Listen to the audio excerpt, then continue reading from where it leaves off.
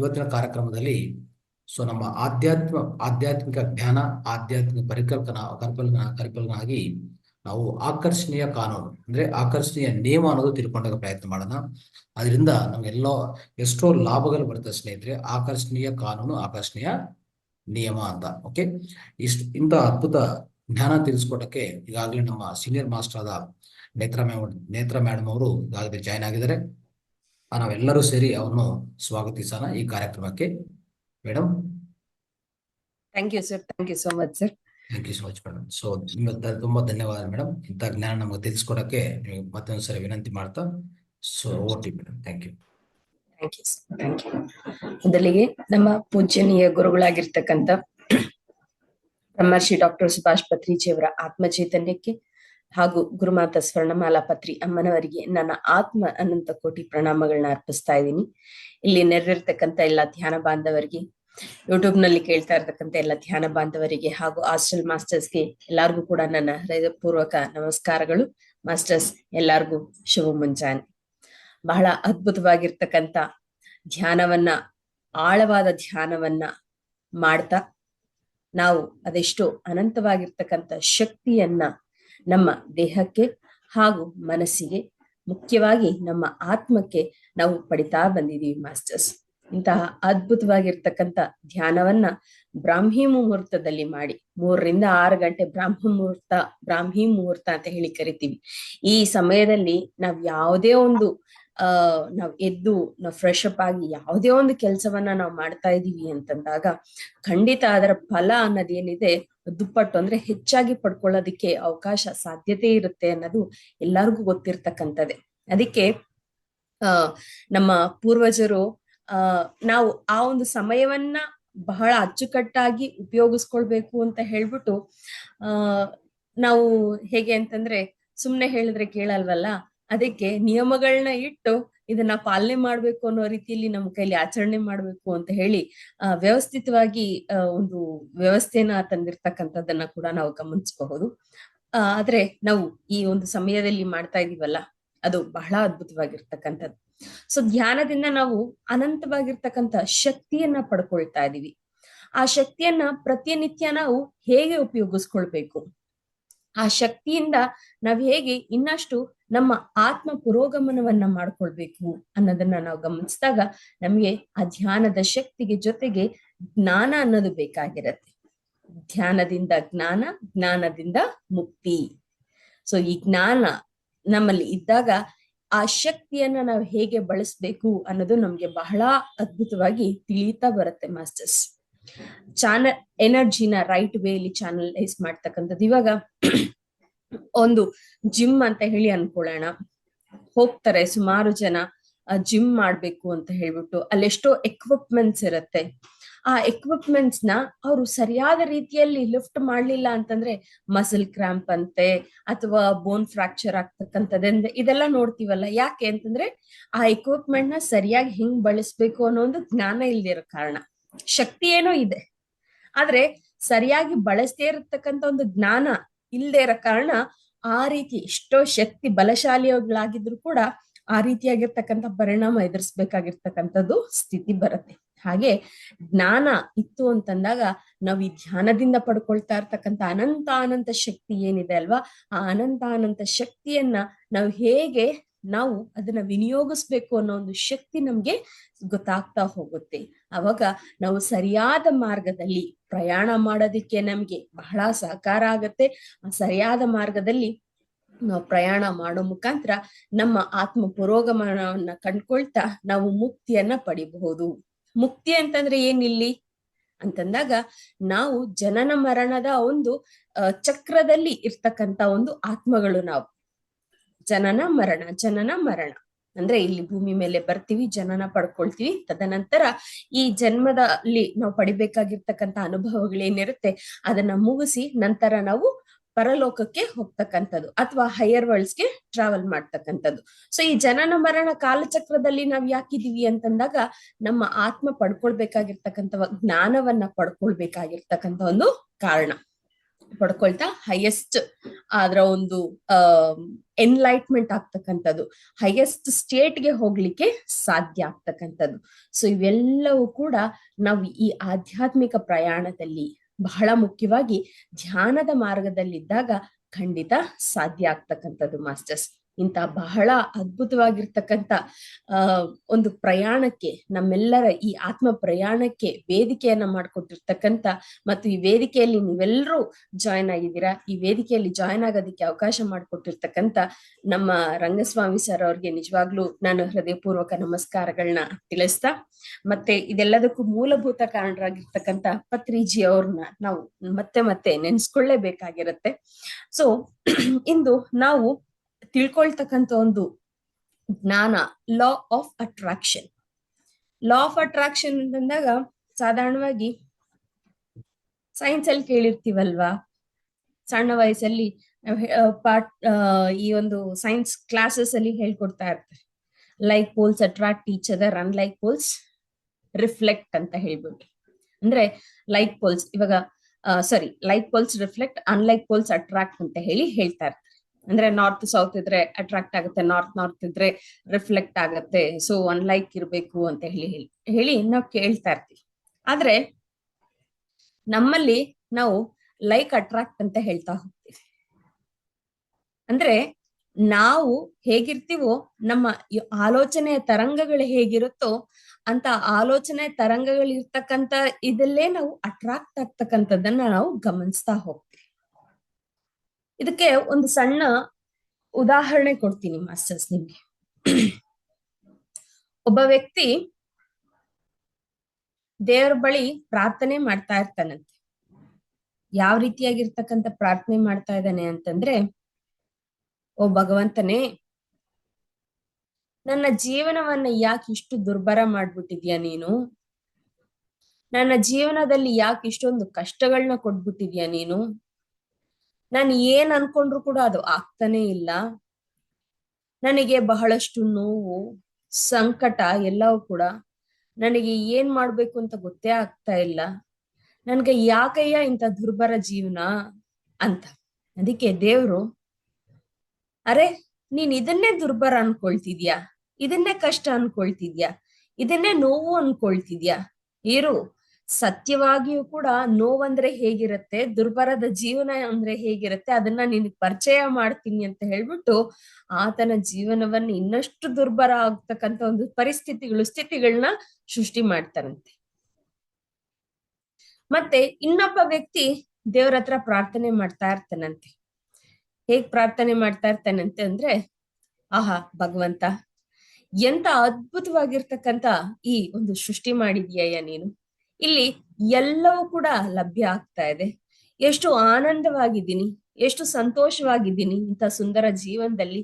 ನನಗೆ ಯಾವುದೇ ರೀತಿಯಾಗಿರ್ತಕ್ಕಂಥ ಸಮಸ್ಯೆನೂ ಇಲ್ಲ, ತೊಂದರೆಯೂ ಇಲ್ಲ, ಬಹಳ ಆಹ್ಲಾದಕರವಾಗಿ ನನ್ನ ಜೀವನವನ್ನ ಸಾಗಿಸ್ತಾ ಇದ್ದೀನಪ್ಪ ಅಂತ ಹೇಳ್ಬಿಟ್ಟು ಪ್ರಾರ್ಥನೆ ಮಾಡ್ತಾನಂತೆ. ಆಗ ದೇವ್ರು, ಅರೆ ನಾನ್ ಕೊಟ್ಟಿರ್ತಕ್ಕಂಥದ್ದು ಬಹಳ ಕಡಿಮೆ ನಿನಗೆ, ಇದ್ರಲ್ಲೇ ನೀನ್ ಇಷ್ಟೊಂದು ಸಂತೋಷನ ಖುಷಿನ ಗಮನಿಸ್ತಾ ಇದೀಯಾ, ಇರು ಹಾಗಾದ್ರೆ ನಿನ್ಗೆ ಇದಕ್ಕಿಂತ ಅದ್ಭುತವಾಗಿರ್ತಕ್ಕಂಥ ಸಂತೋಷದಾಯಕವಾಗಿರ್ತಕ್ಕಂಥ ಜೀವನವನ್ನ ನಾನ್ ನಿನಗ್ ಸೃಷ್ಟಿ ಮಾಡ್ತೀನಿ ಅಂತ ಹೇಳ್ಬಿಟ್ಟು ಅಂತಹ ಪರಿಸ್ಥಿತಿನ ಸೃಷ್ಟಿ ಮಾಡ್ತಾನಂತೆ. ಮಾಸ್ಟರ್ಸ್, ಇಲ್ಲಿ ದೇವ್ರು ಯಾರು ಅಂತಂದ್ರೆ ಯಾರು ಅಲ್ಲ, ಯೂನಿವರ್ಸ್. ನಾವ್ ಯಾಕೆ ಯಾವಾಗ್ಲೂ ಕೂಡ ನಮ್ಮ ಆಲೋಚನೆಗಳು ಪಾಸಿಟಿವ್ ಆಗಿರ್ಬೇಕು ಅಂತ ಹೇಳ್ತೀವಿ ಅಂತಂದ್ರೆ ಇದೇ ಕಾರಣ. ಯೂನಿವರ್ಸ್ ಹೇಗ್ ಬರಕಾಗತ್ತೆ ಅಂತ ಹೇಳಿ ನಾವು ನೋಡಿದಾಗ, ಯೂನಿವರ್ಸ್ಗೆ ಯಾವುದೇ ರೀತಿಯಾಗಿರ್ತಕ್ಕಂಥ ಪಾಸಿಟಿವ್ ನೆಗೆಟಿವ್ ಅನ್ನೋದು ಗೊತ್ತಿಲ್ಲ ಮಾಸ್ಟರ್ಸ್. ಇಲ್ಲ, ನಾವು ನಮ್ಮ ಕಮ್ಯುನಿಕೇಶನ್ಗೋಸ್ಕರ ಪಾಸಿಟಿವ್ ನೆಗೆಟಿವ್ ಅಂತ ಹೇಳ್ಬಿಟ್ಟು ನಾವು ಸೃಷ್ಟಿ ಮಾಡ್ಕೊಂಡಿರ್ತಕ್ಕಂಥದ್ದು ಅಷ್ಟೇ. ಆದ್ರೆ ಯೂನಿವರ್ಸ್ ಅಲ್ಲಿ ಪಾಸಿಟಿವ್ ನೆಗೆಟಿವ್ ಅನ್ನೋದು ಯಾವ್ದು ಇಲ್ಲ. ಹಾಗಾದ್ರೆ ಯೂನಿವರ್ಸ್ ಹೇಗ್ ವರ್ಕ್ ಆಗುತ್ತೆ ಅನ್ನೋದನ್ನ ನಾವು ಅರ್ಥ ಮಾಡ್ಕೊಳ್ತಕ್ಕಂಥ ಪ್ರಯತ್ನ ಮಾಡಿದಾಗ, ಯೂನಿವರ್ಸ್ ಯಾವ ಹೆಚ್ಚು ವೇವ್ಸ್ ನ ಫ್ರೀಕ್ವೆನ್ಸಿ ಗಮನಿಸುತ್ತೋ, ಯಾರು ಹೆಚ್ಚು ಯಾವ ರೀತಿಯಾಗಿರ್ತಕ್ಕಂಥ ಫ್ರೀಕ್ವೆನ್ಸಿ ವೇವ್ಸ್ ನ ಹೊರಗಡೆ ಬಿಡ್ತಾ ಇರ್ತಾರೋ ಅದಕ್ಕೆ ಅನುಸಾರವಾಗಿಯೇ ಅಂತಹದೇ ಒಂದು ಸ್ಥಿತಿಗಳನ್ನ ಸೃಷ್ಟಿ ಮಾಡ್ತಾ ಹೋಗುತ್ತೆ.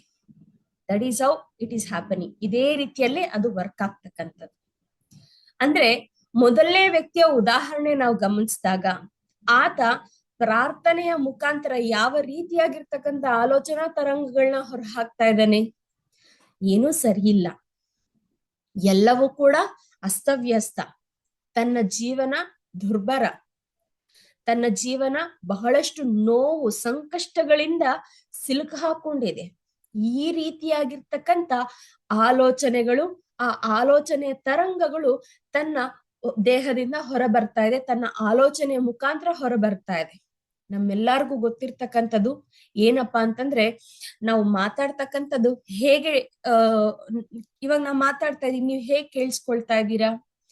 ಬಿಕಾಸ್ ಗಾಳಿ ಮುಖಾಂತರ ನಾನ್ ಮಾತಾಡ್ತಕ್ಕಂಥ ಒಂದು ಶಬ್ದ ಏನಿದೆ ಆ ತರಂಗಗಳಾಗಿ ಗಾಳಿಯ ಮುಖಾಂತರ ಅದು ಸ್ಪ್ರೆಡ್ ಆಗ್ತಾ ಇದೆ, ರಿಸೀವ್ ಮಾಡ್ಕೊಳ್ಳೋದಕ್ಕೆ ನಿಮ್ಗೆ ಸಾಧ್ಯ ಆಗ್ತಾ ಇದೆ. ಅದೇ ರೀತಿನೇ ಆಲೋಚನೆಗಳು ನಮ್ಮ ತಲೆಯಿಂದ ಆಗಿರ್ಬೋದು, ನಮ್ಮ ಮನಸ್ಸಿನಿಂದ ಆಗಿರಬಹುದು ಹೊರಬರ್ತಕ್ಕಂಥ ಆಲೋಚನೆಗಳು ಕೂಡ ತರಂಗಗಳಾಗಿಯೇ ಬರ್ತಕ್ಕಂಥದ್ದು. ಹೆಚ್ಚು ಫ್ರೀಕ್ವೆನ್ಸಿ, ಯಾವ ರೀತಿಯಾಗಿರ್ತಕ್ಕಂಥ ಆಲೋಚನೆಗಳನ್ನ ಹೊರಾಗ್ತೀವೋ ಆ ರೀತಿಯಾಗಿರ್ತಕ್ಕಂಥ ಫ್ರೀಕ್ವೆನ್ಸಿ ಹೆಚ್ಚು ಹೆಚ್ಚು ಬರ್ತಾ ಇದ್ರೆ ಏನಾಗುತ್ತೆ, ಒಂದು ಕಡೆ ಕೇಂದ್ರೀಕೃತವಾಗುತ್ತೆ, ಅದು ಒಂದು ಕಡೆ ಮ್ಯಾನಿಫೆಸ್ಟ್ ಆಗ್ಲಿಕ್ಕೆ ಅವಕಾಶ ಆಗುತ್ತೆ. ಅದು ಮ್ಯಾನಿಫೆಸ್ಟ್ ಆಗ್ತಕ್ಕಂಥದ್ದು ರಿಯಾಲಿಟಿಗೆ ಬರ್ತಕ್ಕಂಥದ್ದು. ಸೊ ಒಂದೇ ರೀತಿಯಾಗಿರ್ತಕ್ಕಂಥ ವೇವ್ಸ್ ಒಂದೇ ಕಡೆ ಕೇಂದ್ರೀಕೃತವಾಗಿ ಆಗಿ ಎಸ್ ಯೂನಿವರ್ಸ್ ಈ ವ್ಯಕ್ತಿ ಇಂಥದನ್ನ ಬಯಸ್ತಾ ಇದ್ದಾರೆ, ಸೊ ಇಂಥದೇ ಅನುಭವಗಳನ್ನ ಅವ್ರಿಗೆ ಕೊಡ್ಬೇಕು ಅಂತ ಹೇಳ್ಬಿಟ್ಟು ಅಂಥದೇ ಸ್ಥಿತಿಗಳನ್ನ ಸೃಷ್ಟಿ ಮಾಡೋದಿಕ್ಕೆ ಈ ಒಂದು ಸಿಚುಯೇಷನ್ಸ್ ನ, ಪರಿಸರದ ಒಂದು ಅನುಕೂಲಗಳನ್ನ ತಯಾರಿ ಮಾಡುತ್ತೆ. ಅದೇ ಎರಡನೇ ವ್ಯಕ್ತಿಯನ್ನ ನಾವು ನೋಡಿದಾಗ ಆತ ಯಾವ ರೀತಿಯಾಗಿರ್ತಕ್ಕಂಥ ಒಂದು ಆಲೋಚನೆಗಳನ್ನ ಹೊರ ಹಾಕ್ತಾರೆ ಅವರ ಪ್ರಾರ್ಥನೆಯ ಮುಖಾಂತರ. ಎಲ್ಲವೂ ಸುಂದರ, ಎಲ್ಲವೂ ಬಹಳ ಅದ್ಭುತವಾಗಿರ್ತಕ್ಕಂಥದ್ದು, ಯಾವುದು ಕೂಡ ತನಗೆ ತೊಂದರೆ ಇಲ್ಲ, ಸಮಸ್ಯೆ ಇಲ್ಲ, ಬಹಳ ಸಂತೋಷವಾಗಿದ್ದಾನೆ ಅನ್ನೋ ಒಂದು ರೀತಿ ಆತ ಆಲೋಚನೆಗಳು ತನ್ನ ಒಂದು ಇಂಟೆನ್ಷನ್ಸ್ ಅಂತ ಹೇಳ್ತೀವಲ್ಲ, ಆ ಇಂಟೆನ್ಷನ್ಸ್ ನ ಹೊರಹಾಕ್ತಾ ಹೋಗ್ತಾನೆ ಆ ವ್ಯಕ್ತಿ. ಅದಕ್ಕೆ ಆತನಿಗೆ ಅದೇ ರೀತಿಯಾಗಿರ್ತಕ್ಕಂಥ ಒಂದು ಸಿಚುಯೇಷನ್ಸ್ ಆಗಿರ್ಬೋದು, ಪರಿಸ್ಥಿತಿಗಳಾಗಿರಬಹುದು ಸೃಷ್ಟಿಯಾಗಿರ್ತಕ್ಕಂಥದ್ದು. ಹಾಗಾದ್ರೆ ಇಲ್ಲಿ ಯಾರು ನಮ್ಮ ಜೀವನವನ್ನ ಅತ್ಯದ್ಭುತವಾಗಿ ಕಾಣ್ಲಿಕ್ಕೆ ಮೂಲಭೂತ ಕಾರಣಕರ್ತರು ಅಂತಂದ್ರೆ ಅದು ನಾವೇ ಮಾಸ್ಟರ್ಸ್. ಯೂನಿವರ್ಸ್ ಅಲ್ಲಿ ಲಾ ಆಫ್ ಅಟ್ರಾಕ್ಷನ್, ನಾವ್ ಏನ್ನ ಹೊರ ಹಾಕ್ತೀವೋ ಅದೇ ನಮ್ಗೆ ಅಟ್ರಾಕ್ಟ್ ಆಗ್ತಕ್ಕಂಥದ್ದು. ನಾವ್ ಯಾವ್ದನ್ನ ವ್ಯಕ್ತಪಡಿಸ್ತೀವೋ ಅದೇ ನಮಗೆ ಸಿಗ್ತಕ್ಕಂಥದ್ದು. ಸಾಧಾರಣವಾಗಿ ಒಂದು ಸಣ್ಣ ಉದಾಹರಣೆ ನಾವು ಗಮನಿಸ್ತಾ ಹೋಗ್ತಿದೀವಿ ಅಂತಂದ್ರೆ, ಎಲ್ಲಾದ್ರೂ ಪ್ರಯಾಣ ಮಾಡ್ಬೇಕು, ಹೊರಡ್ಬೇಕು, ಏನೋ ಒಂದ್ ಕೆಲಸ ವಿಚಾರವಾಗಿ ಮನೇನ ಬಿಡ್ತಾ ಇದೀವಿ, ಹೊರಗಡೆ ಬರ್ತಾ ಇದೀವಿ ಅಂತಂದಾಗ ಈ ಬೆಕ್ಕು ಅಡ್ಡ ಬಂದ್ರೆ ಒಂದು ಸೂಪರ್ಟಿಷಿಯಸ್ ಬಿಲೀಫ್ ಇದೆ. ಏನಪ್ಪಾ ಅಂತಂದ್ರೆ, ಬೆಕ್ಕು ಅಡ್ಡ ಬಂದ್ರೆ ಏನ್ ಕೆಲ್ಸ ಆಗಲ್ಲ, ಪಾಪ ಬೆಕ್ಕೇನ್ ಮಾಡ್ತಕಂಡ್ರಿ ಅದ್ರ ಪಾಡ್ಗ ಅದು ಹೋಗ್ತಾ ಇದೆ ಅಷ್ಟೇ. ಆದ್ರೆ ನಮ್ ತಲೆಯಲ್ಲಿ ಏನು, ಬೆಕ್ಕು ಅಡ್ಡ ಬಂದ್ರೆ ಕೆಲ್ಸ ಆಗಲ್ಲ. ನನಗಂತೂ ಸುಮಾರು ಸರಿ ಬೆಕ್ಕಡ್ಡ ಬಂದಿದೆ, ನಾನು ಅನ್ಕೊಂಡಿರೋ ಕೆಲ್ಸಗಳೆಲ್ಲವೂ ಕೂಡ ಆಗಿದೆ, ಯಾವುದು ಕೂಡ ನಿಂತಿಲ್ಲ. ಹಾಗಾದ್ರೆ ಇನ್ನ ಆ ನಂಬಿಕೆ ಹಂಗೆ ಇದೆ ಅಲ್ಲ, ಬೆಕ್ಕಡ್ಡ ಬಂದ್ರೆ ಕೆಲ್ಸಗಳಾಗಲ್ಲ ಅಂತ. ಯಾಕೆ ಕೆಲ್ಸಗಳಾಗಲ್ಲ ಬೆಕ್ಕಡ್ಡ ಬಂದ್ರೆ? ಬೆಕ್ಕು ಅಡ್ಡ ಬರ್ತಾ ಇದೆ, ಅದ್ರ ಪಾಡ್ಗದು ಹೋಗ್ತಾ ಇದೆ, ಆದ್ರೆ ಅದು ಕಾಣಿಸಿದ ತಕ್ಷಣ ನಮ್ಮ ತಲೆಯಲ್ಲಿ ಶುರುವಾಗುತ್ತೆ ನೋಡಿ ಯೋಚನೆ, ಅಯ್ಯೋ ಬೆಕ್ಕಡ್ಡ ಬಂತು ಏನ್ ಕೆಲ್ಸ ಆಗಲ್ಲ, ಅಯ್ಯೋ ಬೆಕ್ಕಡ್ಡ ಬಂತು ಏನ್ ಕೆಲ್ಸ ಆಗಲ್ಲ. ನಾನು ರಿಪಿಟೇಟಿವ್ ಆಗಿ ಆ ಪದವನ್ನ ವ್ಯಕ್ತಪಡಿಸ್ತಾ ಇದ್ದೀನಿ, ಅದು ಆ ಫ್ರೀಕ್ವೆನ್ಸಿ ಅನ್ನೋದು ಹೊರ ಬರ್ತಾ ಇದೆ, ಅದು ಮ್ಯಾನಿಫೆಸ್ಟ್ ಆಗತ್ತೆ, ಮ್ಯಾನಿಫೆಸ್ಟ್ ಆಗಿ ಅದೇ ರಿಯಾಲಿಟಿಗೆ ಬರ್ತಕ್ಕಂಥದ್ದು. ಹಾಗಾದ್ರೆ ನಿಜವಾಗ್ಲು ಅದ್ ಅಡ್ಡ ಬಂದಿರೋದ್ರಿಂದ ನನ್ನ ಕೆಲ್ಸ ಆಗದೆ ಇರೋದು ಅಲ್ಲ, ನಾನು ಆಗಲ್ಲ ಅನ್ನೋ ಒಂದು ಇಂಟೆನ್ಷನ್ ಹೊರ ಹಾಕದ್ನಲ್ಲ, ಅದರಿಂದ ಅದಾಗಿರ್ತಕ್ಕಂಥದ್ದು. ಈ ಸತ್ಯವನ್ನ ನಾವು ಅರ್ಥ ಮಾಡ್ಕೊಳ್ಬೇಕು ಮಾಸ್ಟರ್ಸ್. ಕಾರ್ಲಸ್ ಕಾಸ್ಟನೋಡ ಅನ್ನೋ ಒಬ್ಬ ಆಧ್ಯಾತ್ಮಿಕ ವ್ಯಕ್ತಿ ಬಹಳಷ್ಟು ಅದ್ಭುತವಾಗಿರ್ತಕ್ಕಂಥ ಬುಕ್ಸ್ ನ ಬರ್ದಿದ್ದಾರೆ, ಸ್ಪಿರಿಚುವಲ್ ಬುಕ್ಸ್ ನ ಬರ್ದಿದ್ದಾರೆ. ಅವರ ಒಂದು ಬುಕ್ ಅಲ್ಲಿ ಅವರು ಹೇಳ್ತಾರೆ, ಮನುಷ್ಯ ನಾವು ಮಾನವರು ಏನಿದೀವಿ ನಮ್ಮನ್ನ ಇಂಟೆಂಟ್ ಬಾಲ್ಸ್ ಅಂತ ಹೇಳಿ ಕರೀತಾರೆ. ಇಂಟೆಂಟ್ ಬಾಲ್ಸ್ ಅಂತ ಹೇಳ್ಬಿಟ್ಟು. ಅಂದ್ರೆ ನಾವ್ ಏನ್ ಅನ್ಕೊಂಡ್ರೆ ಅದು ಆಗೋಷ್ಟು ಶಕ್ತಿ ನಮ್ಮಲ್ಲಿ ಇದೆ ಅಂತ ಹೇಳ್ಬಿಟ್ಟು. ಅಂದ್ರೆ ನಾನ್ ಇವಾಗ ಕೂತು ನನ್ ಇಂಥದ್ ಆಗ್ಬೇಕು ಅಂತ ಹೇಳಿ ನಾನು ಒಂದು ಥಾಟ್ ನ ರಿಲೀಸ್ ಮಾಡಿದ್ರೆ ಅದು ಇಮ್ಮಿಡಿಯೇಟ್ ಆಗಿ ಮ್ಯಾನಿಫೆಸ್ಟ್ ಆಗ್ತಕ್ಕಂಥದ್ದು ಚಾನ್ಸಸ್ ಇದೆ, ಮ್ಯಾಕ್ಸಿಮಮ್ ಚಾನ್ಸಸ್ ಇದೆ, ಖಂಡಿತ ಆಗುತ್ತೆ ಅಂತ ಹೇಳ್ತಾರೆ. ಆದ್ರೆ ಅಷ್ಟು ನಾವು ಅನ್ಕೊಂಡಿದ ತಕ್ಷಣ ಆಗ್ತಕ್ಕಂತ ಒಂದು ಶಕ್ತಿ ನಮ್ಗೆ ಬರ್ಬೇಕು ಅಂತಂದ್ರೆ ನಾವ್ ಯಾವ ರೀತಿ ನಮ್ಮ ಎನರ್ಜಿನ ಚಾನಲೈಸ್ ಮಾಡ್ಬೇಕು, ನಾವ್ ಯಾವ ರೀತಿಯಾಗಿರ್ತಕ್ಕಂಥ ಇಂಟೆನ್ಷನ್ಸ್ ನ, ನಮ್ಮ ಥಾಟ್ಸ್ ನ ರಿಲೀಸ್ ಮಾಡ್ಬೇಕಾಗಿರುತ್ತೆ, ಅದ್ ಎಷ್ಟು ಪಾಸಿಟಿವ್ ಆಗಿರ್ಬೇಕಾಗಿರುತ್ತೆ, ಅದಕ್ಕೆ ನಾವ್ ಹೇಗೆ ಸಾಧನೆಯನ್ನ ಮಾಡ್ಬೇಕು ಅನ್ನೋದ್ರ ಕಡೆಗೆ ನಮ್ಮ ಪ್ರಯಾಣ, ನಮ್ಮ ಒಂದು ಸಾಧನೆ ಅನ್ನೋದು ಸಾಗ್ಬೇಕಾಗಿರುತ್ತೆ ಮಾಸ್ಟರ್ಸ್. ಈ ಒಂದು ನಮ್ಮಲ್ಲಿ ಬೇಡದೇ ಇರ್ತಕ್ಕಂಥ ಒಂದು ಥಾಟ್ಸ್ ಆಗಿರಬಹುದು, ಅನವಶ್ಯಕವಾಗಿರ್ತಕ್ಕಂಥ ಒಂದು ವಿಚಾರಗಳಾಗಿರ್ಬಹುದು, ಇದು ಯಾವುದಕ್ಕೂ ಕೂಡ ನಾವು ಎನರ್ಜಿಯನ್ನ ಕೊಡದೆ ಸರಿಯಾದ ವಿಚಾರಗಳಿಗೆ ನಾವು ಎನರ್ಜಿಯನ್ನ ಕೊಡ್ತಾ ಇದೀವಿ ಅಂತಂದಾಗ ಡೆಫಿನೆಟ್ ಆಗಿ ಅಂಥದ್ದೇ ನಾವು ಅಟ್ರಾಕ್ಟ್ ಮಾಡ್ಕೊಳ್ತಾ ಅಂಥದನ್ನೇ ನಾವು ರಿಯಾಲಿಟಿಗೆ ಬರ್ತಕ್ಕಂಥದನ್ನ ನಾವು ಖಂಡಿತ ಗಮನಿಸ್ಲಿಕ್ಕೆ ಸಾಧ್ಯ ಆಗತ್ತೆ. ಇದನ್ನ ನಾವು ಸರಳವಾಗಿ ಸಂಕಲ್ಪ ಶಕ್ತಿ ಅಂತ ಹೇಳಿ ಕೂಡ ಕರಿಬಹುದು. ಸಂಕಲ್ಪ ನೋಡಿ, ನಾವು ದೇವಸ್ಥಾನಕ್ಕೆ ಹೋಗ್ತಾ ಇದೀವಿ ಅಂತಂದಾಗ ದೇವರ ಬಳಿ ಪ್ರಾರ್ಥನೆಗೂ ಮುಂಚೆ ಸಂಕಲ್ಪ ಮಾಡ್ಕೊಳ್ಳಿ ಅಂತ ಹೇಳ್ಬಿಟ್ಟು ಅರ್ಚಕರು ಅಥವಾ ಪುರೋಹಿತರು ನಮ್ ಕೈಲಿ ಮಾಡಿಸ್ತಕ್ಕಂಥದನ್ನ ನಾವು ಗಮನಿಸ್ತೀವಿ. ಏನಕ್ಕೆ ಸಂಕಲ್ಪ ಮಾಡಿಸ್ತಾರಲ್ಲಿ? ಯಾವ ವಿಚಾರಕ್ಕಾಗಿ ಸಂಕಲ್ಪ ಮಾಡಿಸ್ತಾರೆ ಅಂತಂದ್ರೆ, ಸಂಕಲ್ಪ ಅಂತಂದ್ರೆ ಏನು ಅರ್ಥ ಅಲ್ಲಿ? ಸದಾ ಪಾಸಿಟಿವ್ ಆಗಿ ನೀವೇನ್ ಬಯಸ್ತಿರೋ ಅದಾಗ್ಬೇಕು. ಆ ಥಾಟ್ ನ ನೀವು ಆ ಒಂದು ಎನರ್ಜಿ ಫೀಲ್ಡ್, ದೇವಸ್ಥಾನ ಅಂತಂದ್ರೆ ಕೇವಲ ದೇವ್ರು ಅಂತಲ್ಲ, ದೇವ್ರ ಆ ಒಂದು ಸ್ಥಾನ ಇರುತ್ತೆ ಅಲ್ಲ, ಅಲ್ಲಿಂದ ಇರ್ತಕ್ಕಂಥ ಪಾಸಿಟಿವ್ ಎನರ್ಜೀಸ್. ಸೊ ಆ ಪಾಸಿಟಿವ್ ಎನರ್ಜೀಸ್ ನ ಒಂದು ಸಮಕ್ಷದಲ್ಲಿ ನಾವು ನಮ್ಮ ಪಾಸಿಟಿವ್ ಥಾಟ್ಸ್ ನ ಬಿಟ್ಟಿದೀವಿ ಅಂತಂದಾಗ ಆ ಪಾಸಿಟಿವ್ ಎನರ್ಜಿ ಒಂದಕ್ಕೊಂದು ಅಟ್ರಾಕ್ಟ್ ಆಗಿ ನಾವ್ ಅನ್ಕೊಂಡಿರ್ತಕ್ಕಂಥ ಒಂದು ಅಥವಾ ನಾವು ವ್ಯಕ್ತಪಡಿಸ್ತಾ ಇರ್ತಕ್ಕಂಥ ಒಂದು ಥಾಟ್ ಏನಿದೆ ಆ ಥಾಟ್ ಅನ್ನೋದು ರಿಯಾಲಿಟಿಗೆ ಮ್ಯಾನಿಫೆಸ್ಟ್ ಆಗುತ್ತೆ. ಅಂದ್ರೆ ರಿಯಾಲಿಟಿ, ಆ ಸಿಚುಯೇಷನ್ ಆಗ್ತಕ್ಕಂಥ ಒಂದು ಸ್ಥಿತಿಗಳು ಬಹಳಷ್ಟು ಹೆಚ್ಚಾಗುತ್ತೆ, ಖಂಡಿತ ಹಾಗೆ ಆಗುತ್ತೆ ಅನ್ನೋದು. ಸೊ ಹಂಗಾಗಿ ಸರಿಯಾದ ರೀತಿಯಲ್ಲಿ ಸಂಕಲ್ಪ ಮಾಡ್ಕೊಳ್ಳಿ ಅಂತ ಹೇಳ್ತಾರೆ. ಸೊ ಹಾಗೆ ನಮ್ಮಲ್ಲಿ ಆ ಸಂಕಲ್ಪ ಶಕ್ತಿ ಅನ್ನೋದು ಹೆಚ್ಚು ಇದೆ. ಆ ಸಂಕಲ್ಪ ಶಕ್ತಿಯನ್ನ ನಾವು ಸರಿಯಾದ ರೀತಿಯಲ್ಲಿ ಬಳಸ್ಕೊಳ್ಬೇಕು ಅಂತಂದಾಗ ನಮ್ಮಲ್ಲಿ ನಾವ್ ಏನ್ ಥಾಟ್ಸ್ ನ ರಿಲೀಸ್ ಮಾಡ್ತೀವಿ ನೋಡಿ, ಆ ಥಾಟ್ಸ್ ನ ರಿಲೀಸ್ ಮಾಡ್ತಾ ಯಾವ ಥಾಟ್ಗೆ ನನ್ನ ಗಮನವನ್ನ ಕೊಡ್ಬೇಕು ಅನ್ನೋ ಒಂದು ಕ್ಲಾರಿಟಿ ನಾವು ಪಡ್ಕೊಳ್ಬೇಕು ಅಂತಂದ್ರೆ ಪ್ರತಿನಿತ್ಯ ಧ್ಯಾನ ಸಾಧನೆ ಮಾಡ್ಬೇಕಾಗಿರತ್ತೆ ಮಾಸ್ಟರ್ಸ್. ಪ್ರತಿನಿತ್ಯ ಧ್ಯಾನ ಸಾಧನೆಯ ಮುಖಾಂತರ ಯಾವುದು ಸರಿ, ಯಾವುದು ಬೇಕಾಗಿರ್ತಕ್ಕಂಥದ್ದು, ಯಾವುದು ಪಾಸಿಟಿವ್, ಯಾವ್ದಕ್ಕೆ ನನ್ನ ಎನರ್ಜಿನ ನಾನು ಡಿವಿಯೇಟ್ ಮಾಡ್ಬೇಕಾಗಿರತ್ತೆ, ಆ ಮುಖಾಂತರ ಎಂತಹ ಪರಿಸ್ಥಿತಿಗಳು ನನ್ನ ಜೀವನದಲ್ಲಿ ಇರಬೇಕು ಅನ್ನೋದನ್ನ ನಾನು ಆಯ್ಕೆ ಮಾಡಿ ನಿರ್ಧಾರ ಮಾಡಿ ಆ ರೀತಿಯಾಗಿರ್ತಕ್ಕಂಥ ಯೋಚನೆ, ಆ ಯೋಚನೆಗಳಿಗೆ ಗಮನ ಕೊಡ್ತಾ ಇದ್ದೀನಿ ಅಂತಂದಾಗ ಖಂಡಿತ ಸಾಧ್ಯ ಆಗತ್ತೆ.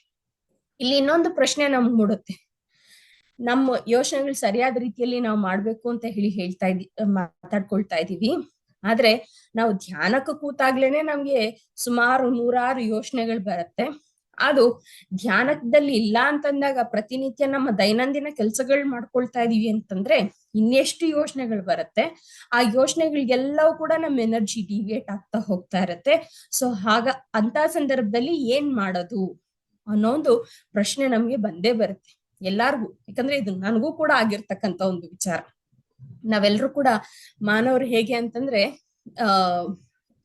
ನಮ್ಮಲ್ಲಿ ಇರ್ತಕ್ಕಂಥ ಆತ್ಮವೇ ಭಗವಂತ. ಆದ್ರೆ ಈ ಭೂಮಿ ಮೇಲೆ ನಾವು ಜನ್ಮ ಪಡ್ಕೊಂಡಾದ್ಮೇಲೆ ಈ ಭೂಮಿ ಮೇಲೆ ಇರ್ತಕ್ಕಂಥ ಒಂದು ಮಾಯೆ ಅನ್ನೋದೇನಿದೆ ನೋಡಿ, ಆ ಮಾಯೆಗೆ ಒಳಗಾಗಿ ನಾವು ನಮ್ಮ ನೈಜವಾಗಿರ್ತಕ್ಕಂಥ ಸ್ಥಿತಿಯನ್ನ, ನಮ್ಮ ಆತ್ಮಕ್ಕೆ ಇರ್ತಕ್ಕಂಥ ಶಕ್ತಿಯನ್ನ ನಾವೆಲ್ಲ ಕಳ್ಕೊಂಡಿರ್ತೀವಿ. ಆದ್ರೆ ಅದನ್ನ ಪುನಃ ನೆನಪಿಸ್ಕೊಳ್ತಕ್ಕಂಥ ಪ್ರಯತ್ನನೇ ನಾವ್ ಇವಾಗೆಲ್ಲ ಮಾಡ್ತಾ ಇರ್ತಕ್ಕಂಥದ್ದು. ಸೊ ಇಂಥ ಆಲೋಚನೆಗಳು ಹೆಚ್ಚು ಹೆಚ್ಚು ಬಂದಾಗ ಹೇಗೆ ಅದನ್ನ ಅಂತಂದಾಗ ನಾವಿಲ್ಲಿ ಗಮನಿಸ್ಕೊಳ್ಬೇಕಾಗಿರ್ತಕ್ಕಂಥದ್ದು ಸಂಕಲ್ಪಗಳಲ್ಲಿ 4 ವಿಧವಾಗಿರ್ತಕ್ಕಂಥ ಸಂಕಲ್ಪಗಳು. ಅಂದ್ರೆ 4 ವಿಧವ ನಾವ್ ಯಾವ ರೀತಿಯಾಗಿರ್ತಕ್ಕಂಥ ಎನರ್ಜೀಸ್ ನ ಅಟ್ರಾಕ್ಟ್ ಮಾಡ್ಕೊಳ್ಬಹುದು ಅನ್ನೋದಕ್ಕೆ ಅರ್ಥ ಮಾಡ್ಕೊಳ್ಳೋದಕ್ಕೆ ಈ ಒಂದು ಇಂಟೆನ್ಷನ್ಸ್ ಅನ್ನೋದೇನಿರುತ್ತಲ್ವಾ, ದಟ್ ಈ ಸಂಕಲ್ಪ ಅನ್ನೋದೇನಿರುತ್ತಲ್ವಾ, ಅದನ್ನ 4 ವಿಧಗಳಲ್ಲಿ ನಾವು ಕ್ಲಾಸಿಫೈ ಮಾಡ್ಕೊಂಡಾಗ ನಾವ್ ಯಾವ್ದಕ್ಕೆ ಹೆಚ್ಚು ಎನರ್ಜಿ ಕೊಟ್ಟು ಯಾವ್ದನ್ನ ಅಟ್ರಾಕ್ಟ್ ಮಾಡ್ಕೊಳ್ಬಹುದು ಅನ್ನೋ ಒಂದು ಕ್ಲಾರಿಟಿ ನಮ್ಗೆ ಸಿಗ್ತಾ ಹೋಗುತ್ತೆ ಮಾಸ್ಟರ್ಸ್. ಸೊ ಮೊದಲು ಸಂಕಲ್ಪ ಅಂತಂದ್ರೆ ವಿನಾಶಕ ಸಂಕಲ್ಪ, ಡಿಸ್ಟ್ರಕ್ಟಿವ್ ಥಾಟ್ಸ್ ಅಂತ ಹೇಳಿ ಕರಿತೀವಿ. ಡಿಸ್ಟ್ರಕ್ಷನ್ ಹೇಗೆ ಅಂತಂದ್ರೆ, ನಾನು ಏನಾದ್ರೂ ಆಗೋಗ್ಲಿ, ಅದಾಗ್ಲೇಬಾರ್ದು, ಹಾಳಾಗೋಗ್ಲಿ, ಈ ರೀತಿಯಾಗಿರ್ತಕ್ಕಂಥ ಯೋಚನೆಗಳು, ಈ ರೀತಿಯಾಗಿರ್ತಕ್ಕಂಥ ಥಾಟ್ಸ್ ಪ್ರತಿಯೊಬ್ಬರಲ್ಲೂ ಅರೈಸ್ ಆಗ್ತಾ ಇರತ್ತೆ. ನಾವು ಸ್ವತಃ ಬಹಳ ಒಳ್ಳೆ ಮನಸ್ಕರು ಅಂತಂದ್ರು ಕೂಡ ಈ ರೀತಿಯಾಗಿರ್ತಕ್ಕಂಥ ಡಿಸ್ಟ್ರಕ್ಟಿವ್ ಥಾಟ್ಸ್ ಅನ್ನೋದು ಅರೈಸ್ ಆಗ್ತಾನೆ ಇರತ್ತೆ. ಆದ್ರೆ ಅದಕ್ಕೆ ನಾವ್ ಎನರ್ಜಿ ಕೊಡ್ಬೇಕಾ? ನೋಡಿ, ಎಂತ ಸಾಧುಗಳೇ ಆಗಿರಬಹುದು, ಯಾರಲ್ಲೂ ಕೂಡ ಮುಖ್ಯವಾಗಿ ಮೊದಲಿಗೆನೆ ಅತ್ಯುತ್ತಮವಾಗಿರ್ತಕ್ಕಂಥ ಆಲೋಚನೆಗಳು ಬರದೇ ಇಲ್ಲ, ಎಂತ ಮಹರ್ಷಿಗಳಾಗಿದ್ರು ಸರಿ. ಆದ್ರೆ ಅವ್ರು ಯಾವ್ದಕ್ಕೆ ಹೆಚ್ಚು ಶಕ್ತಿಯನ್ನ ಕೊಡ್ತಾರೆ ಅನ್ನೋದು ಬಹಳ ಬಹಳ ಇಂಪಾರ್ಟೆಂಟ್ ಆಗತ್ತೆ. ಸೊ ಎಲ್ಲರಲ್ಲಿ ಕೂಡ ಈ ರೀತಿಯಾಗಿರ್ತಕ್ಕಂಥ ವಿನಾಶಕಾರ ಸಂಕಲ್ಪಗಳು ಅನ್ನೋದು ಬಂದೇ ಬರುತ್ತೆ. ಆದ್ರೆ ಅದಕ್ಕೆ ನಾವ್ ಎನರ್ಜಿ ಕೊಡ್ಬೇಕಾ, ಕೊಡ್ಬಾರ್ದ ಅಂತ ಸಂಕಲ್ಪಗಳು ಬಂದಾಗ ಅಥವಾ ಅಂತ ಥಾಟ್ಸ್ ಬಂದಾಗ ಏನ್ ಮಾಡ್ಬೇಕಾಗಿರುತ್ತೆ? ನಾವು ಧ್ಯಾನಕ್ಕೆ ಕೂತು, yes, this is not what I required, ಇದೆಲ್ಲ ನನಗ್ ಬೇಕಾಗಿರ್ತಕ್ಕಂಥದ್ದು ಅನ್ನೋ ಒಂದು ಕ್ಲಾರಿಟಿನ ನಾವು ತಂದ್ಕೊಂಡು ಅದನ್ನ ಅಲ್ಲಿಗೆ ನಿಲ್ಲಿಸ್ತಕ್ಕಂಥದ್ದು. ಅಥವಾ ಅದಕ್ಕೆ ಶಕ್ತಿಯನ್ನ ಕೊಡ್ಲಿಲ್ಲ ಅಂತಂದಾಗ, ನಾವ್ ಎನರ್ಜಿಯನ್ನ ಕೊಡ್ಲಿಲ್ಲ ಅಂತಂದಾಗ ತಾನಾಗಿ ತಾನೇ ಅಲ್ಲಿಂದ ನಿರ್ಮೂಲನೆ ಆಗ್ತಕ್ಕಂಥದ್ದು. ಮತ್ತೆ ನೆಕ್ಸ್ಟ್ ನಕಾರಾತ್ಮಕ ಸಂಕಲ್ಪ ಅಥವಾ ನಕಾರಾತ್ಮಕ ಯೋಚನೆಗಳು. ಹೇಗಂತಂದ್ರೆ ಇಲ್ಲಿ ಬೇರೆಯವ್ರ ಕೆಡಕಾಗ್ಲಿ ಅನ್ನೋ ಒಂದು ಥಾಟ್ ಇರಲ್ಲ ನನಗೆ, ಆದ್ರೆ ನನಗೋಸ್ಕರ ಕೂಡ ನಾನು ಏನು ಅನ್ಕೊಳ್ಳಲ್ಲ, ಸುಮ್ನೆ ಸೈಲೆಂಟ್ ಆಗಿರ್ತಕ್ಕಂಥದ್ದು. ಅಥವಾ ಯಾವಾಗ್ಲೂ ಕೂಡ ನೆಗೆಟಿವ್ ಆಗಿ ಇರ್ತಕ್ಕಂಥದ್ದು, ಅಯ್ಯೋ ಅದಾಗುತ್ತೋ ಇಲ್ವೋ, ಅಯ್ಯೋ ಏನ್ ಮಾಡ್ತೀರಾ ಬಿಡಿ, ಏನಾಗುತ್ತೋ ಏನೋ, ಯಾಕೆ ಅದ್ರ ಬಗ್ಗೆ ಎಲ್ಲ, ಹಿಂಗೆ ಆಗ ಒಂದು ವಿಚಾರಗಳು ಕಣ್ಮುಂದೆ ಪಾಸಿಬಿಲಿಟೀಸ್ ಇದ್ರು ಕೂಡ ಅದರ ಬಗ್ಗೆ ಪಾಸಿಟಿವ್ ಆಗಿ ಅಥವಾ ಎನರ್ಜೆಟಿಕ್ ಆಗಿ ಇಲ್ಲದೆ ಇರ್ತಕ್ಕಂಥ ಒಂದು ಸ್ಥಿತಿ. ಸೊ ಇದು ಕೂಡ ನಾವು ಎನರ್ಜಿ ಕೊಡ್ಬೇಕಾದಕ್ಕೆ ಅಂತಂದ್ರೆ ಇದು ಕೂಡ ನಾವು ಎನರ್ಜಿನ ಕೊಡೋ ಅವಶ್ಯಕತೆ ಇಲ್ಲ. ನೆಕ್ಸ್ಟ್ ಸಕಾರಾತ್ಮಕ ಯೋಚನೆಗಳು. ಸಕಾರಾತ್ಮಕ ಯೋಚನೆಗಳು ಅಂತಂದಾಗ ಪ್ರತಿನಿತ್ಯ ಪಾಸಿಟಿವ್ ಆಗಿರ್ತಕ್ಕಂಥದ್ದು, ಎಸ್ ಒಳ್ಳೇದಾಗುತ್ತೆ, ನಾನ್ ಪ್ರಯತ್ನ ಮಾಡ್ತೀನಿ, ನನಗಾದ್ರೂ ಒಳ್ಳೇದಾಗುತ್ತೆ ಅನ್ನೋ ಒಂದು ಸ್ಥಿತಿಯಲ್ಲಿ ಇರ್ತಕ್ಕಂಥದ್ದು. 4ನೇದು ಅದ್ಭುತವಾಗಿರ್ತಕ್ಕಂಥ ಯೋಚನೆಗಳು, ನನಗೆ ಅಷ್ಟೇ ಅಲ್ಲ, ಈ ಪ್ರಪಂಚಕ್ಕೆಲ್ಲ ಕೂಡ ಅದ್ಭುತವಾಗಿರ್ತಕ್ಕಂಥ ಒಂದು ಸಾಧ್ಯತೆಗಳು ಆಗೇ ಆಗುತ್ತೆ, ಅದ್ರ ಕಡೆಗೆ ಪ್ರಯಾಣ ಆಗ್ತಕ್ಕಂಥದ್ದು. ನಾವೆಲ್ಲರೂ ಕೂಡ ನಮ್ಮ ಶಕ್ತಿಯನ್ನ ಇಂತಹ ಅದ್ಭುತವಾಗಿರ್ತಕ್ಕಂಥ ಯೋಚನೆಗಳಿಗೆ ನಾವು ಡಿವಿಯೇಟ್ ಮಾಡ್ಬೇಕಾಗಿರತ್ತೆ. ಸೊ ನಾವು ಧ್ಯಾನಕ್ಕೆ ಕೂತಾಗ ನಮ್ಗೆ ಯಾವ ರೀತಿಯಾಗಿರ್ತಕ್ಕಂಥ ಆಲೋಚನೆಗಳು ಬರ್ತಾ ಇದೆ ಅದನ್ನ ನಾವು ಅರ್ಥ ಮಾಡ್ಕೊಳ್ಬಹುದು. ಅರ್ಥ ಮಾಡ್ಕೊಳ್ತಾ ಯಾವ್ದಕ್ಕೆ ನಾವು ಶಕ್ತಿಯನ್ನ ಕೊಡ್ಬೇಕು ಅನ್ನೋದು ನಮ್ಗೆ ಕ್ಲಾರಿಟಿ ಸಿಗುತ್ತೆ. ಸೊ ಆ ಕ್ಲಾರಿಟಿ ನಮ್ಗೆ ಸಿಕ್ಕಿ ಯಾವ್ದು ಅದ್ಭುತನೋ ಅದಕ್ಕೆ ನಾವು ಎನರ್ಜಿನ ಕೊಡ್ತಾ ಇದೀವಿ ಅಂತಂದಾಗ, ಆ ಆಲೋಚನಾ ತರಂಗಗಳು ನಮ್ಮಿಂದ ಹೊರಗಡೆ ಬಂತು ಅಂತಂದಾಗ ಯೂನಿವರ್ಸ್ಗೆ ಅದು ರೀಚ್ ಆಗಿ ಅಟ್ರಾಕ್ಟ್ ಆಗಿ ಆ ಒಂದು ಪಾಸಿಟಿವ್ ಥಾಟ್, ಅದ್ಭುತವಾಗಿರ್ತಕ್ಕಂಥ ಯೋಚನೆ ಏನಿದೆ ನೋಡಿ, ಅದು ಅದ್ಭುತವಾಗಿರ್ತಕ್ಕಂಥ ಸಂಕಲ್ಪದಂತೆ ಮ್ಯಾನಿಫೆಸ್ಟ್ ಆಗಿ ಅದೇ ರಿಯಾಲಿಟಿಗೆ ಬರ್ತಕ್ಕಂಥದ್ದು ಅನ್ನೋದನ್ನ ನಾವಿಲ್ಲಿ ಗಮನಿಸಬಹುದು ಮಾಸ್ಟರ್ಸ್. ಸೊ ಯಾಕೆ ಯಾವಾಗ್ಲೂ ಪಾಸಿಟಿವ್ ಆಗಿ ಯೋಚನೆ ಮಾಡ್ಬೇಕು ಅಂತಂದ್ರೆ, yes, positive thoughts, positive waves ನಮ್ಮಿಂದ ಹೊರಗಡೆ ಬಂದಿದೆ ಅಂತಂದ್ರೆ ಅದುವೇ ನಮಗೆ ರಿಯಾಲಿಟಿಗೆ ಬರ್ತಕ್ಕಂಥದ್ದು. ಇಲ್ಲಿ ನಾವು ಪ್ರತಿಯೊಬ್ರು ಕೂಡ ಈ ವೇದಿಕೆಯಲ್ಲಿ ಇಷ್ಟು ಮಂದಿ ಇದೀವಲ್ವಾ, ಇಷ್ಟು ಮಂದಿ ಕೂಡ ನಾವು ಒಬ್ಬೊಬ್ರು ಒಂದೊಂದು ಪ್ರತಿನಿತ್ಯ ಒಂದೊಂದು ಸ್ಥಿತಿಯನ್ನ ನಮ್ಮ ಜೀವನಗಳಲ್ಲಿ ಗಮನಿಸ್ತಾ ಇರ್ತೀವಿ. ಆ ಜೀವನದಲ್ಲಿ ಗಮನಿಸ್ತಾ ಇರ್ತಕ್ಕಂಥ ಸ್ಥಿತಿಗೆ ಕಾರಣ ಬೇರೆ ಯಾರು ಅಲ್ಲ ಮಾಸ್ಟರ್ಸ್, ನಾವೇ. ಇದನ್ನ ನಾವು ಚೆನ್ನಾಗಿ ನೆನಪಲ್ಲಿ ಇಟ್ಕೊಳ್ಬೇಕಾಗಿರ್ತಕ್ಕಂಥದ್ದು. ಯಾಕೆ ನಾವೇ, ಅಯ್ಯೋ ಬೇರೆಯವ್ರು ಹರ್ಟ್ ಮಾಡಿದ್ರು ನನ್ನ, ಆದ್ರೂ ಕೂಡ ನಾನೇ ಯಾಕೆ ಅದಕ್ಕೆ ರೀಸನ್ ಆಗ್ತೀನಿ ಅಂತ ಹೇಳಿ ಆ ಪ್ರಶ್ನೆ ಹಾಕೊಂಡ್ರು ಕೂಡ ಯಾವ್ದಕ್ಕೆ ನಾವ್ ಎನರ್ಜಿನ ಕೊಡ್ತಾ ಇದೀವಿ, ಯಾವ್ದನ್ನ ನಾವು ಅಟ್ರಾಕ್ಟ್ ಮಾಡ್ಕೊಳ್ತಾ ಇದೀವಿ ಅನ್ನೋದನ್ನ ನಾವು ಗಮನಿಸ್ಕೊಳ್ಬೇಕಾಗಿರ್ತಕ್ಕಂಥದ್ದು ಬಹಳ ಬಹಳ ಅವಶ್ಯಕತೆ ಆಗಿರ್ತಕ್ಕಂಥದ್ದು ಮಾಸ್ಟರ್ಸ್. ಸೊ ಈ ಲಾ ಆಫ್ ಅಟ್ರಾಕ್ಷನ್ ಯೂನಿವರ್ಸ್ ಅಲ್ಲಿ ಏನು ಎಕ್ಸಿಸ್ಟೆನ್ಸಿಯಲ್ಲಿ ಇದೆ, ಸೊ ನಾವ್ ಯಾವ ರೀತಿಯಾಗಿರ್ತಕ್ಕಂಥ ಜೀವನವನ್ನ ಜೀವಿಸ್ಬೇಕು ಅನ್ಕೊಳ್ತಾ ಇದೀವಿ, ಯಾವ ರೀತಿಯಾಗಿರ್ತಕ್ಕಂಥ ಆಲೋಚನೆಗಳನ್ನ ಮಾಡ್ಬೇಕು ಅನ್ಕೊಳ್ತಾ ಇರ್ತೀವಿ, ಇದೆಲ್ಲವೂ ಕೂಡ ನಾವು ಪ್ರತಿನಿತ್ಯ ಎಚ್ಚರಿಕೆಯಿಂದ ಗಮನಿಸ್ಬೇಕಾಗಿರ್ತಕ್ಕಂಥ ಅವಶ್ಯಕತೆ ಇದ್ದೇ ಇರುತ್ತೆ. ಆಮೇಲೆ ನಾವ್ ಅನ್ಕೊಳ್ತೀವಿ, ನಾನು ಯಾವ್ದೋ ಒಂದು ಯೋಚನೆ ಮಾಡಿದ್ದೀನಿ, ಆದ್ರೆ ಅದನ್ನ ನಾನು ಮಾಡ್ಲಿಲ್ಲ ಅಂತಂದ್ರೆ ಅದು ಇಟ್ಸ್ ಗಾನ್, ಅದ್ರ ಎಕ್ಸಿಸ್ಟೆನ್ಸ್ ಇಲ್ಲ ಅಂತ ನಾವ್ ಅನ್ಕೊಳ್ತಾ ಇರ್ತೀವಿ. ಆದ್ರೆ ಪ್ರತಿಯೊಂದು ಥಾಟ್ ನಮ್ಮ ಮನಸ್ಸಿನಿಂದ ಏನ್ ಹೊರಗಡೆ ಬರುತ್ತೆ ಅದೆಲ್ಲವೂ ಕೂಡ ಅದಕ್ಕೆ ಯಾವ ಫ್ರೀಕ್ವೆನ್ಸಿಯ ಸ್ಟ್ರೆಂತ್ ಇರುತ್ತೋ ಆಯಾ ಫ್ರೀಕ್ವೆನ್ಸಿಯ ಸ್ಟ್ರೆಂತ್ ಪ್ರಕಾರ ಆಯಾ ವರ್ಲ್ಡ್ಸ್ ಅಲ್ಲಿ ಅದು ರಿಯಾಲಿಟಿಗೆ ಬರ್ತಕ್ಕಂಥದ್ದು ಖಂಡಿತ ಸಾಧ್ಯ ಆಗುತ್ತೆ ಮಾಸ್ಟರ್ಸ್. ಇದು ಇನ್ನಷ್ಟು ಡೀಪರ್ ಸಬ್ಜೆಕ್ಟ್ ಆಕ್ಚುಲಿ. ಅದು ನೆಕ್ಸ್ಟ್ ಸಮಯ ಸಿಕ್ಕಾಗ ಮತ್ತೆ ನಿಮ್ಮ ಹತ್ರ ನಾನು ಕಮ್ಯುನಿಕೇಟ್ ಮಾಡ್ತೀನಿ. ಮತ್ತೆ ನಾವು ಅದಕ್ಕೆ ಯಾವ ಯೋಚನೆಯನ್ನ ನಾವು ಹೊರಗಡೆ ಹಾಕ್ತಿವಿ, ಯಾವ ಯೋಚನೆಯನ್ನ ನಾವು ವ್ಯಕ್ತಪಡಿಸ್ತೀವಿ ಅನ್ನೋದು ಮೊದಲೇ ನಮ್ಗೆ ಕ್ಲಾರಿಟಿ ಇರ್ಬೇಕಾಗಿರುತ್ತೆ. ಯಾಕಂದ್ರೆ ಯಾವ್ದು ನಾನ್ ಎಕ್ಸಿಸ್ಟೆನ್ಸಿಗೆ ಹೋಗಲ್ಲ, ಎಲ್ಲವೂ ಕೂಡ ರಿಯಾಲಿಟಿಗೆ ಬರುತ್ತೆ. ಆಯಾ ಫ್ರೀಕ್ವೆನ್ಸಿಗೆ ತಕ್ಕನಾಗಿರ್ತಕ್ಕಂಥ ಸಿಚುಯೇಷನ್ಸ್ ಅಲ್ಲಿ, ತಕ್ಕನಾಗಿರ್ತಕ್ಕಂಥ ಪ್ರಪಂಚದಲ್ಲಿ. ಹಾಗಾದ್ರೆ ನಾವು ಭೂಮಿ ಮೇಲೆ ಇದೀವಿ, ಹೈಯರ್ ವರ್ಲ್ಡ್ಸ್ ಅಂತ ಹೇಳಿ ಮಾತಾಡ್ತಾ ಇದ್ದೀರಾ. ಹೈಯರ್ ವರ್ಲ್ಡ್ಸ್ ಅನ್ನೋದು ಖಂಡಿತ ಇದೆಯಾ ಅಂತಂದ್ರೆ ಹೌದು, ಖಂಡಿತ ಇದೆ ಅಂತ ಹೇಳ್ತೀವಿ. ಯಾಕೆ ಅಂತಂದ್ರೆ ಇವಾಗ ನಾನು FM ಅಲ್ಲಿ ಒಂದು ಹಾಡನ್ನ ಕೇಳ್ತಾ ಇರ್ತೀನಿ, ಯಾವ್ದೋ ಒಂದು ಪರ್ಟಿಕ್ಯುಲರ್ ಚಾನಲ್, ಆ ಚಾನಲ್ ಫ್ರೀಕ್ವೆನ್ಸಿಗೆ ಟ್ಯೂನ್ ಅಪ್ ಆಗ್ಬಿಟ್ಟು ನಾನು ಹಾಡನ್ನ ಕೇಳ್ತಾ ಇರ್ತೀನಿ. ಆದ್ರೆ ಆ ಫ್ರೀಕ್ವೆನ್ಸಿಯಲ್ಲಿ ನಾನು ಇದೀನಿ ಅಂತ ಹೇಳ್ಬಿಟ್ಟು ಇನ್ನೊಂದು ಚಾನಲ್, ಇನ್ನೊಂದು ಫ್ರೀಕ್ವೆನ್ಸಿ ಇಲ್ವಾ? ಖಂಡಿತ ಇರುತ್ತೆ. ಆದ್ರೆ ಅದಕ್ಕೆ ಟ್ಯೂನ್ ಆದ್ರೆ ನಾನು ಆ ಒಂದು ಹಾಡುಗಳನ್ನ ಕೇಳಕ್ ಸಾಧ್ಯ ಆಗುತ್ತೆ. ಅದೇ ರೀತಿ ನಾವ್ ಇವಾಗ ಈ ಪ್ರಪಂಚಕ್ಕೆ, ಈ ಪ್ರಪಂಚದ ಫ್ರೀಕ್ವೆನ್ಸಿಗೆ ನಾವು ಟ್ಯೂನ್ ಅಪ್ ಆಗಿದ್ದೀವಿ, ಅದಕ್ಕೆ ಇಲ್ಲಿ ಆಗ್ತಾ ಇರ್ತಕ್ಕಂಥದ್ದೆಲ್ಲವೂ ಕೂಡ ನಾವು ಗಮನಿಸ್ತಾ ಇದೀವಿ. ಇನ್ನಷ್ಟು ಹೈಯರ್ ವರ್ಲ್ಡ್ ನಾನು ಗಮನಿಸ್ಬೇಕು ಅಂತಂದ್ರೆ ಆ ಫ್ರೀಕ್ವೆನ್ಸಿಗೆ ನಾನು ಟ್ಯೂನ್ ಆಗ್ಬೇಕು. ಆ ಫ್ರೀಕ್ವೆನ್ಸಿಗೆ ಹೇಗ್ ಟ್ಯೂನ್ ಆಗಕ್ ಸಾಧ್ಯ ಆಗುತ್ತೆ ಅಂತಂದ್ರೆ ಪ್ರತಿನಿತ್ಯ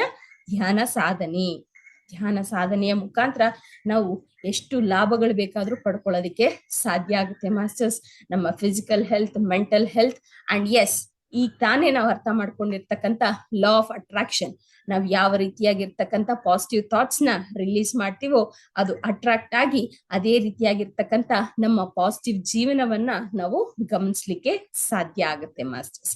ಸೊ ಇಷ್ಟು ಹೇಳೋದಕ್ಕೆ ನಂಗೆ ಅವಕಾಶ ಮಾಡಿಕೊಟ್ಟಿರ್ತಕ್ಕಂಥ ತಮ್ಮೆಲ್ಲರಿಗೂ, ಮುಖ್ಯವಾಗಿ ರಂಗಸ್ವಾಮಿ ಸರ್ ಅವ್ರಿಗೂ ಕೂಡ ನನ್ನ ಧನ್ಯವಾದಗಳನ್ನ ತಿಳಿಸ್ತಾ ಇದ್ದೀನಿ ಮಾಸ್ಟರ್ಸ್.